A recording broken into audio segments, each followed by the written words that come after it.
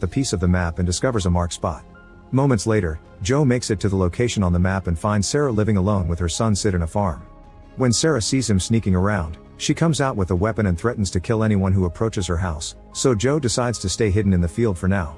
He watches the house for hours and soon he starts feeling sick because of withdrawal syndrome. Meanwhile, Abe scolds Kid Blue for his failure, takes his gun, and breaks his hand with a hammer. In the evening, Sarah hears a noise outside and sees a mysterious man coming, so she opens fire. As she walks back she falls, so Joe comes out of hiding to help. The mysterious man turns out to be just a hobo, who runs away when he sees Joe's weapon. Then Joe throws up and finally collapses, but Sarah slaps him to keep him from passing out. Sid comes out too and shares his water with him. Back in the city, the police are looking for both Joes, so old Joe has to hide in the sewers. He starts seeing visions of Sarah and her slap, so he concentrates on his wife's picture not to forget her. The next morning, Joe wakes up handcuffed in the barn. Sarah comes over and gives him the keys while keeping him at gunpoint, asking him to leave. Joe refuses and shows her the map with the numbers, which leaves Sarah in shock.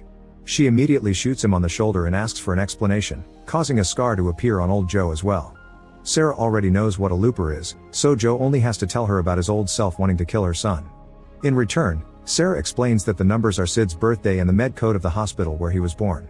She mentions 2 other kids were born in that hospital that day, meaning old Joe will be visiting them one by one. In the meantime, old Joe finds the first kid and after some hesitation, he shoots him. Then he rushes out of the house and takes a moment to have a breakdown. Nothing in his memories is changing, so he killed a child for nothing. In the evening, Abe's men find Joe and start chasing him through the city, so he runs through an alley to make the truck crash.